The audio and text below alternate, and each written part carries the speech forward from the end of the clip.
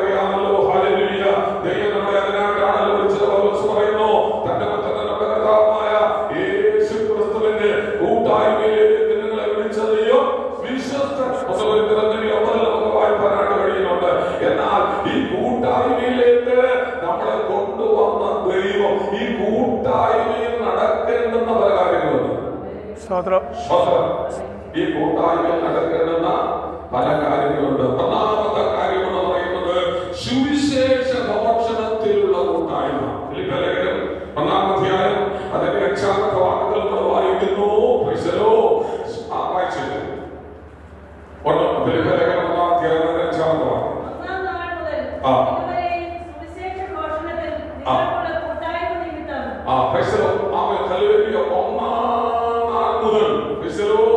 സുവിശേഷ ഘോഷണത്തിന്റെ ഇവിടെയുള്ള ദൈവസഭയ്ക്ക് അങ്ങനെയുള്ള നല്ലൊരു കാഴ്ചപ്പാട്. നിങ്ങളുടെ കൂട്ടായ്മ ബന്ധത്തിൽ ദൈവത്തിന്റെ സഭയുടെ അടിസ്ഥാന അനുഭവങ്ങളൊക്കെ ഉൾക്കൊള്ളുന്ന ഒരു സഭയായിട്ട് എനിക്ക് കാണാൻ കഴിയുന്നത്. കാരണം ഒരു മാസത്തിൽ 2 ട്രിപ്പൊക്കെ ഉച്ചകഴിഞ്ഞ ആരാധനയോടുള്ള ബന്ധത്തിൽ സുവിശേഷ ഘോഷണത്തിനായി സഭ ദൈവദാസനും ദൈവജനവുമായിട്ട് ദേശത്തിന്റെ വിവിധ സ്ഥലങ്ങളിൽ ഇറങ്ങുന്നു. മുറ്റത്തെ കൺവെൻഷൻ അതുപോലെ സഭയുടെ ആത്മീയമായ കൂടുതൽ കഴിഞ്ഞ ദിവസങ്ങളിലൊക്കെ 7 ദിവസത്തെ ഉത്സവം എന്ന പോലെ ആരാധനയും പ്രാർത്ഥനയും ഒക്കെ നടത്തും. സുവിശേഷ ഘോഷണത്തിന് ഏറ്റവും പ്രാധാന്യം കൊടുക്കുന്ന ഒരു സഭ. അപ്പോൾ ദൈവസഭ ഒന്നേ കൂട്ടായ്മ ബന്ധത്തിൽ കാണിക്കുന്ന ഏറ്റവും പ്രധാനപ്പെട്ട കാര്യമാണ് സുവിശേഷ ഘോഷണം. ദൈവം അന്ധകാരത്തിൽ അത്ഭുത പ്രകാശത്തിലേക്ക് വിളിച്ചവന്റെ സാൽമുഖങ്ങളെ ഘോഷിക്കണം. അത് നമ്മുടെ എല്ലാവരുടെയും കടപ്പാടാ. ഇരുളിൽ കിടന്ന് നമ്മെ വെളിച്ചത്തിലേക്ക് കൊണ്ടുവന്ന ക്രിസ്തുവിന്റെ ആ നല്ല ഗുണങ്ങളെ കുറിച്ച് മറ്റുള്ളവരിലേക്ക് അതെ പകരുവാനായിട്ട് നമ്മെ എല്ലാവരും ദൈവം ആദരിച്ചു. യേശു കർത്താവ് ശിഷ്യന്മാരോട് പറഞ്ഞു, നിങ്ങൾ ഭൂലോകത്തിലൊക്കെ പോയി സർവ്വസൃഷ്ടിയോട് സുവിശേഷം പ്രസംഗിക്കണം. വിശ്വസിക്കുന്നവരെ പിതാവിന്റെയും പുത്രന്റെയും പരിശുദ്ധാത്മാവിന്റെ നാമത്തിൽ സ്നാനം കഴിപ്പിക്കണം.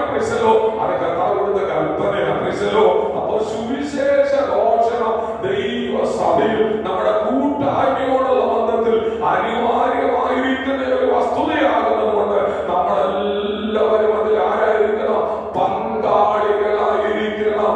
സുവിശേഷ ഘോഷണത്തിൽ പങ്കാളിത്തമുള്ള ഒരു നല്ല അനുഭവം എന്റെയും നിങ്ങളുടെയും ജീവിതത്തിൽ ഉണ്ടാകണമെന്നുള്ളത് ദൈവത്തിന്റെ പരിശുദ്ധാത്മാവ് ഇന്ന് പകൽ അതുകൊണ്ടാണ് കഴിഞ്ഞ ദിവസങ്ങളിലൊക്കെ നിങ്ങൾക്ക് നമ്മുടെ സഭ ആത്മീയമായി ഉണർത്തപ്പെടണം. ദേശത്താത്മാക്കൾ വിടുവിക്കപ്പെടണം. ദൈവം ഏൽപ്പിച്ച ദൗത്യങ്ങൾ ദേശത്തോട് അറിയിക്കുക നിങ്ങളുടെ സഭയായി ഒരുക്കപ്പെടുന്നത് അതുകൊണ്ടാണ്. ഫിലിപ്പിയർ 2-ാം അധ്യായം അതിന്റെ 1-ാമത്തെ വാക്യത്തിൽ പറയുന്നു,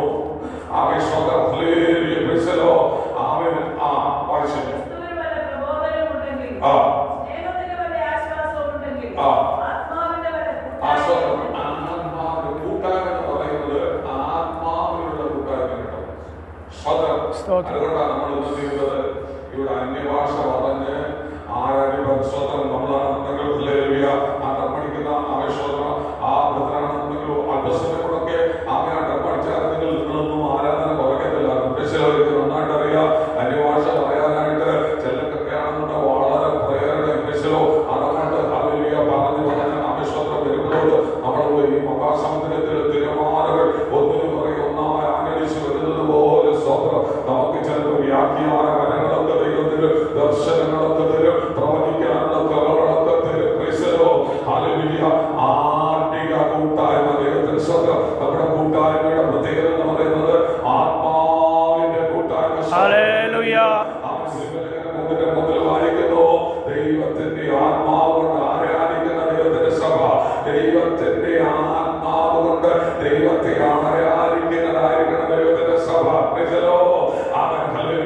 എന്ന് നടുമ്പോൾ ഒരു വിട്ട അവൻ കിടക്കുമ്പോൾ ഒരു വിട്ട പോലെ ഇരിക്കരുത്. മറിച്ച് അവൻ ഓരോ ദിവസവും ഫലപ്രാപ്തിയിലേക്ക് വർദ്ധനവിലേക്ക് അവൻ ഉയർച്ചയിലേക്ക് നമ്മുടെ കൂട്ടായ്മയിൽ വർദ്ധിച്ചു വരുവാൻ ദൈവം ആഗ്രഹിക്കുന്നുണ്ട്. ആകേശ്വരം ഇന്ന് പകൽക്കാലം എന്റെ മുമ്പിൽ ഇരിക്കുന്ന ദൈവമക്കളോടാണ് ഞാൻ പറയട്ടെ, പരിശുദ്ധാത്മാവ് പറയുകയാണ്, ആത്മാവിന്റെ കൂട്ടായ്മ ഒന്ന്. നമ്മുടെ കൂട്ടായ്മ ബന്ധത്തിൽ സുവിശേഷ ഘോഷണത്തിന് നമ്മൾ പ്രാധാന്യം കൊടുക്കണം. 2, ആത്മീയ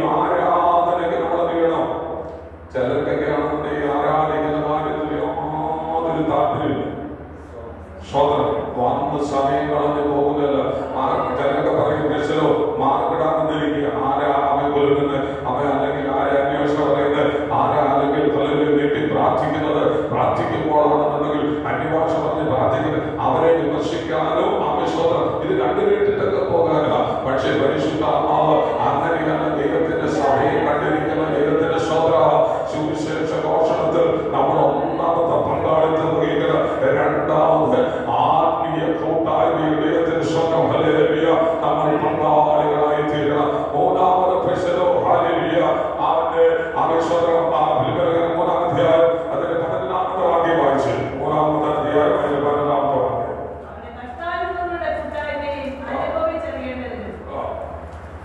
വായിച്ചു.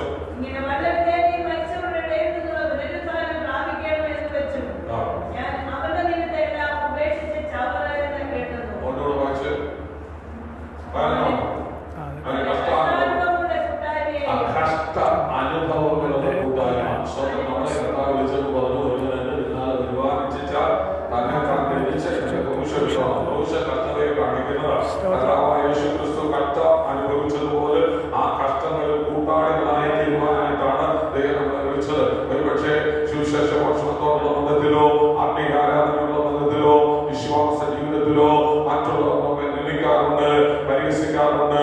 നമ്മളെ ആണെന്നുണ്ടെങ്കിൽ ഹല്ലേലൂയ ആ ഒരു ബുദ്ധികാഴ്ചക്കാരായിട്ടൊക്കെ കാണാറുണ്ട്. ആമേശ്വരന്മാർ ഹല്ലേലൂയ ആമേൻ അതെല്ലാം യേശു അവനെ സഹിച്ചതാണ്. യേശുവിനെ നിന്ദിച്ചു, യേശുവിനെ പരിഹസിച്ചു, യേശുവിന്റെ മുഖത്ത് തുപ്പി, യേശുവിനെ ഹല്ലേലൂയ ചമ്മട്ടി കൊണ്ട് അവൻ അടിച്ചു. അവന്റെ ഹല്ലേലൂയ മുഖത്തെ രോമങ്ങൾ വലിച്ചു വിടുന്നു. ഇതെല്ലാം കഷ്ടങ്ങളുടെ കൂട്ടായ്മയ്ക്ക് ഹല്ലേലൂയ പങ്കാളിത്തമുള്ളതാണ്.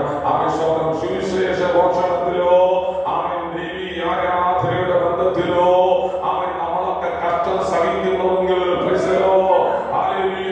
നന്മ ചെയ്തിട്ട് കഷ്ടം സഹിക്കുന്നത് ലേഖനത്തിൽ നമുക്ക്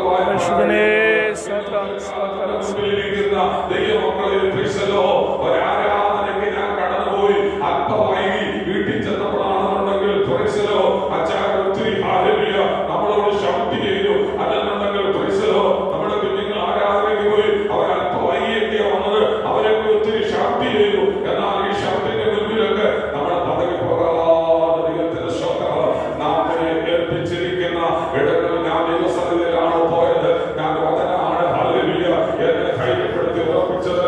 ആ കൂട്ടായ്മയുടെ ബന്ധത്തിൽ ആവശ്യം ആരെല്ലാം അതിനെതിരെ നിന്നാലും ആരെല്ലാം പരിസരമോ ആരെന്നെ ഹല്ലേലൂയ നിന്ദിച്ചാലും ആരെല്ലാം എന്നെ പരിഹസിച്ചാലും ആരെല്ലാം എനിക്ക് എതിർവാദികളായി മാറിയാലും അവൻ ക്രിസ്തുവിന്റെ രക്തത്തിൽ അവൻ കൂട്ടായ്മ ബന്ധത്തിൽ ഒരു പങ്കാളിയായി ഞാൻ തീരുമാനിക്കുക.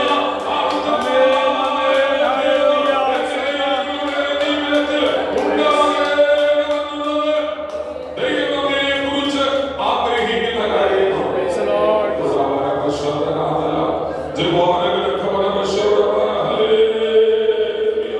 യേശുക്രിസ്തുവിന്റെ അധികാരമുള്ള നാമത്തിൽ ഇന്ന് പകൽക്കാലം പല സന്ദർഭങ്ങളിലും സുവിശേഷ ഘോഷണത്തിൽ കൂട്ടായ്മ അവൻ എനിക്ക് നിങ്ങൾക്ക് വേണ്ടതുപോലെ ചെയ്യാനായി കഴിഞ്ഞിട്ടില്ല എങ്കിൽ ഇന്ന് പകൽ ദൈവസന്നിധിയിൽ ഒരു ഉടമ്പടി കർത്താവേ ഇന്നലകളിൽ അവൻ കൂട്ടായ്മ ബന്ധത്തിൽ സുവിശേഷ ഘോഷണത്തിന്റെ ആരാധന എനിക്ക് വേണ്ടതുപോലെ അറിയുവാൻ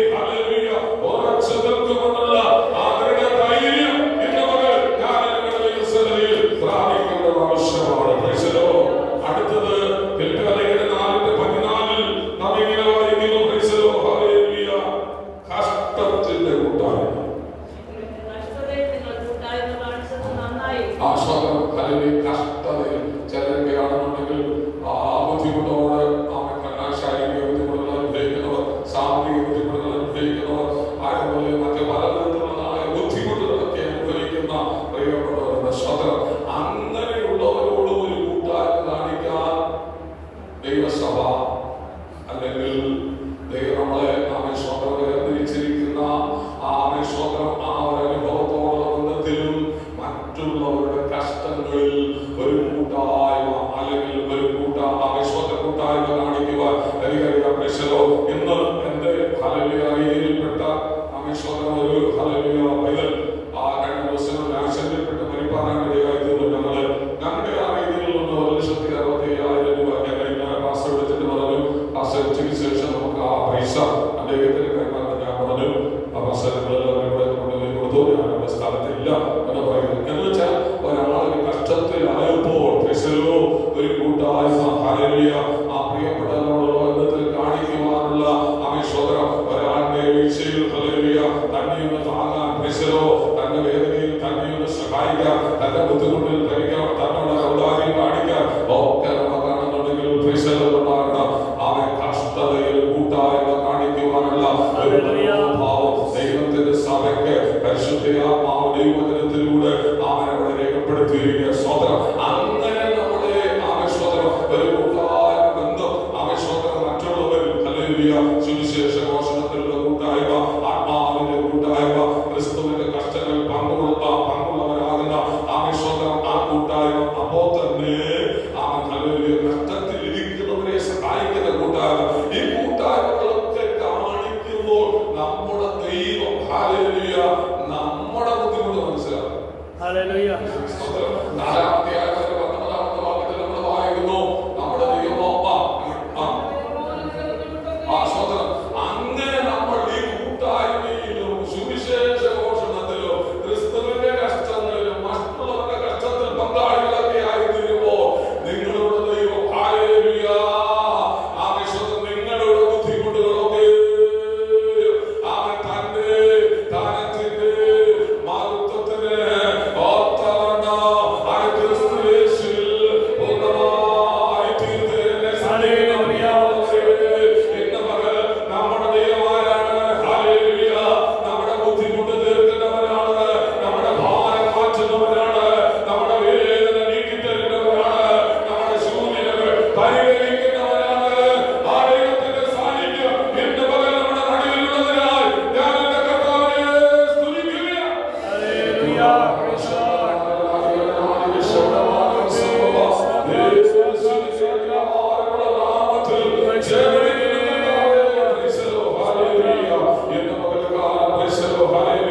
ദൈവത്തിന്റെ സഭയാ, അജീവനുള്ള ദൈവത്തിന്റെ സഭയാ.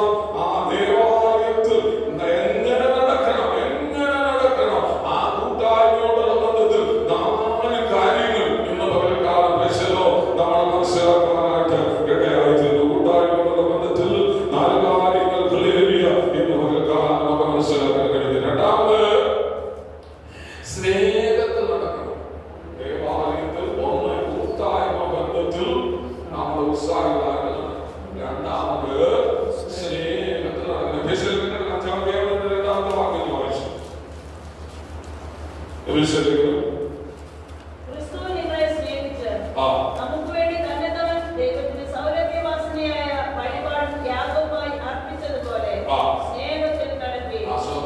ദൈവസഭ ക്രിസ്തു നമ്മെ സ്നേഹിച്ച ആ സ്നേഹം നമ്മൾ മനസ്സിലാക്കിയിട്ട് ദൈവസഭയിൽ കൂടി വരുന്ന എല്ലാവരും തമ്മിൽ സ്നേഹമുള്ളവരാണ്.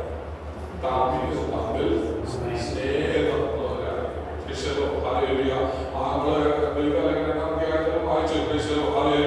സ്നേഹത്തിന്റെ നല്ല കൂട്ടായ്മ. നമ്മുടെ കൂട്ടായ്മയിൽ സ്നേഹം പ്രകടനമാണ്. എല്ലാവരും ആ സ്നേഹത്തിന്റെ കൂട്ടായ്മയിൽ ഞാനും നിങ്ങളും ഒക്കുമ്പോഴാണ് മറ്റുള്ളവരെ ശ്രേഷ്ഠരായി എണ്ണുവാനുള്ള ഒരു കാഴ്ചപ്പാട് പരിശുദ്ധാത്മാവ് നമുക്ക് തരുന്നത്.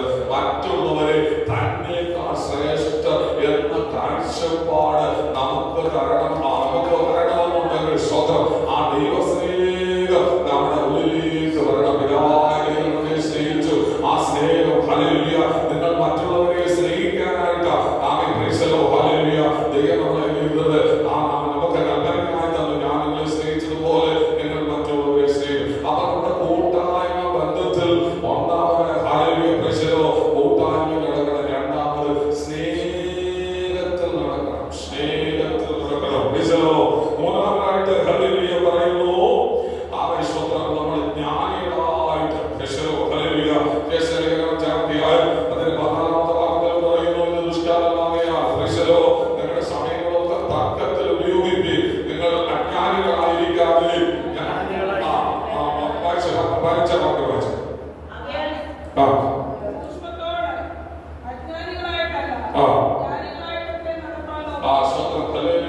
എന്നും നമ്മളാണെന്നുണ്ടെങ്കിൽ അജ്ഞരായിട്ടിരിക്കാനായിട്ട് സ്വന്തം ഹല്ലേലൂയ. ഈ അജ്ഞരായെന്ന് പറയുന്ന ഒരു കാലം നമുക്കുണ്ടായിരുന്നു.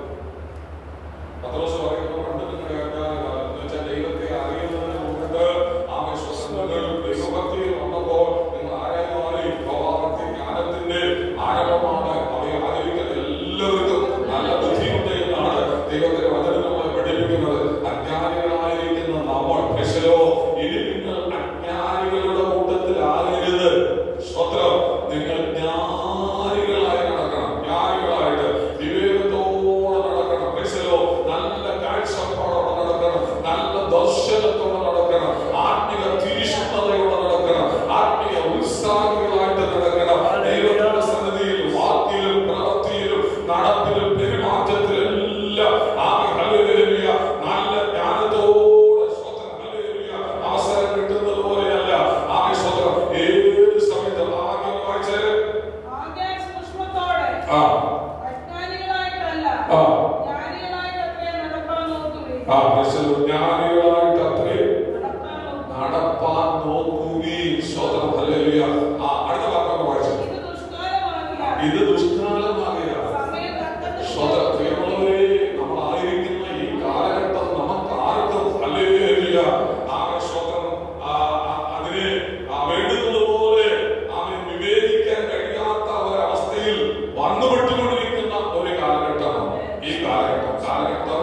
ഈ കാലഘട്ടത്തെ കുറിച്ച് പൗലോസ് പറയുന്നു ഇത് ദുഷ്കാലമാണ്. അതിനെക്കുറിച്ച് വളരെ വ്യക്തതയോട് ഹല്ലേലൂയ നമുക്ക് മനസ്സിലാക്കണമെന്നുണ്ടെങ്കിൽ ആ 2 തിമോഥെയോസിന്റെ ലേഖനം 3-ാം അധ്യായം 1 മുതലുള്ള വാക്യങ്ങൾ വായിക്കുമ്പോൾ അന്ത്യകാലത്ത് പ്രേക്ഷകരോ വായിച്ചു എന്നിട്ട് വാക്യം വായിച്ചു അന്ത്യകാലത്ത് ദുർഘട സമയങ്ങൾ വരുമെന്നറിയുക.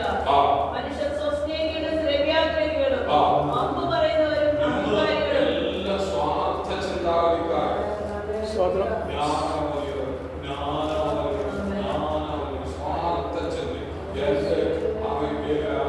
എനിക്ക് ഭാര്യയ്ക്ക് മക്കൾക്ക് ഇങ്ങനെയുള്ള സ്വാർത്ഥ ചിന്താഗതി ഏർപ്പെടുത്തിരിക്കുക. ഇത് അന്ത്യകാലത്തിന്റെ ലക്ഷണമാണ്. സ്വസ്നേഹികളും സ്വസ്നേഹികളും വായിച്ചു ദ്രവ്യാഗ്രഹം.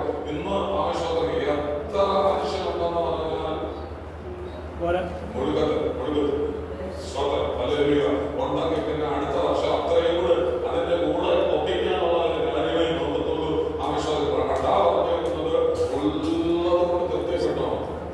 നാളെ കുറിച്ച് നിങ്ങൾ വിചാരം ഇടരുത്. സ്വതന്ത്രം ഉള്ളത് കൊണ്ട് അതത് ദിവസത്തേക്കുള്ളത് ആവശ്യം ഹല്ലേലൂയ മാറിയൊന്ന് വെക്കുക. അതത് ദിവസത്തേക്കുള്ളത് മാറിയൊന്ന് വെക്കുക. ഇത് കർത്താവിനെ പഠിപ്പിക്കലുള്ള കാര്യമാണ്. ഒരുപക്ഷേ സ്വതന്ത്രം നമുക്ക് ദൈവബുദ്ധി തന്നിരിക്കുന്ന നാളെയെ കുറിച്ച് ഒരു കവി പറഞ്ഞതുപോലെ അവൻ സമ്പത്ത് കാലത്ത് അവൻ തൈവത്ത് വെച്ച ആപത്ത് കാലത്ത് എന്തെങ്കിലും ഒക്കെ കരുതിയാണെന്നുണ്ടെങ്കിൽ നാളെ ഒരു നഷ്ടം വരുമ്പോൾ നാളെ ഒരു വീഴ്ച വരുമ്പോൾ അത് അവൻ വേണ്ടാന്ന് ദൈവം ഒരിക്കലും പറഞ്ഞിട്ടില്ല. എങ്കിലും ഇന്ന് മനുഷ്യരെല്ലാം ഓടിക്കൊണ്ടിരിക്കുന്ന ആ സ്വതന്ത്രം ഒന്നിന്റെ പറയുന്നത് ദ്രവ്യത്തിന്റെ പറയാം.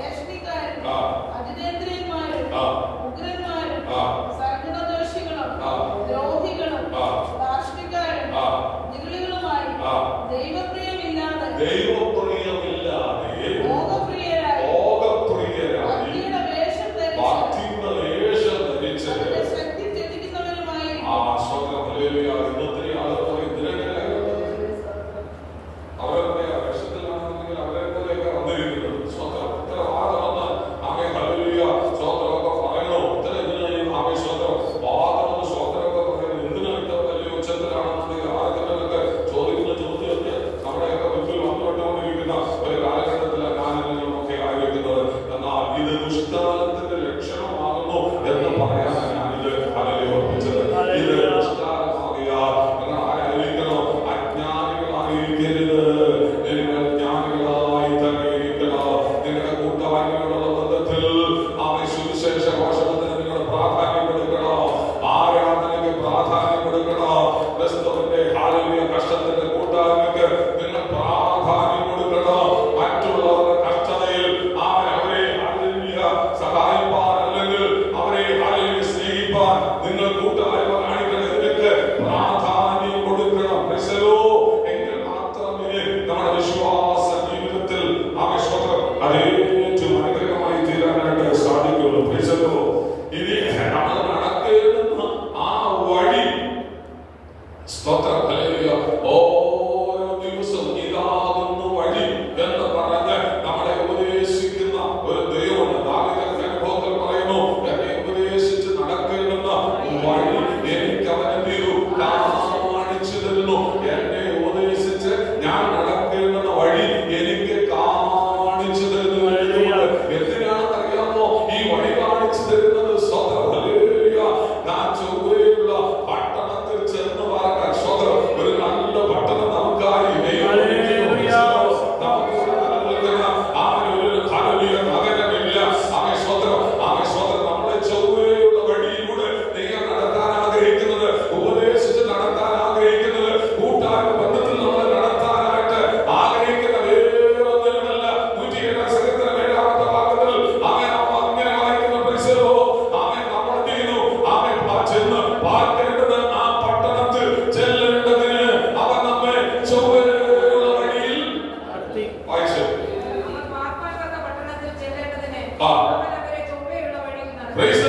അവൻ നമ്മെ ചൊവ്വയുള്ള വഴിയിൽ സ്തോത്രം ഹല്ലേലൂയ. നമുക്കറിയാം നമുക്കിവിടെ നിലനിൽക്കേണ്ട ഒരു നഗരമില്ല. പൗലോസ് പറയുന്നു എബ്രായർ 13:14 വായിക്കുന്നു, നമുക്കിവിടെ നിലനിൽക്കുന്ന ഒരു നഗരം ഇല്ലല്ലോ. ഹല്ലേലൂയ എന്ന് പറഞ്ഞിട്ട് അടുത്ത ഭാഗത്ത് ഇങ്ങനെ വായിക്കണം. ആ ഭാഗം കൊണ്ട് വായിച്ചേ. എബ്രായർ 13:14 വാക്യം.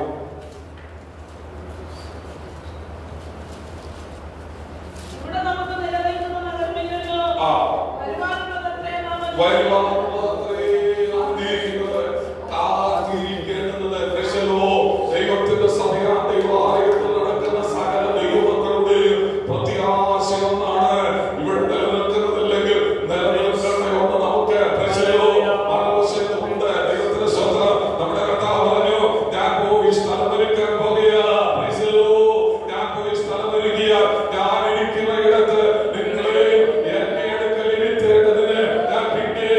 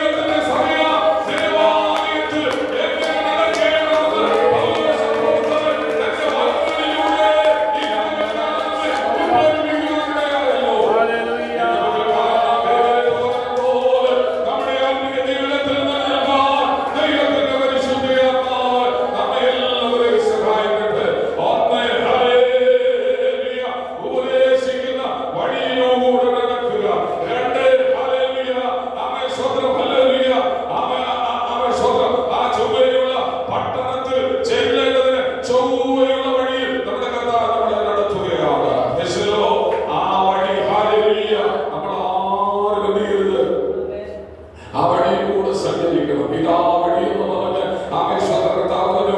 ഞാൻ തന്നെയാണ് വഴി, ഞാൻ തന്നെയാണ് സത്യം, ഞാൻ തന്നെയാണ് ജീവൻ. ഞാൻ മാത്രമല്ലാതെ എന്റെ ദൈവത്തിന്റെ സന്നിധി ആർക്കും ചെല്ലുവാനായിട്ട് കഴിയത്തില്ല. നമുക്ക് അങ്ങനെ വായിപ്പാനായിട്ട് കഴിയുന്നുണ്ട്. എന്റെ പകൽക്കാലന്റെ വാക്കുകൾ ഞാൻ ദൈവസന്നിധിപ്പാൻ താല്പര്യപ്പെടുകയാണ്.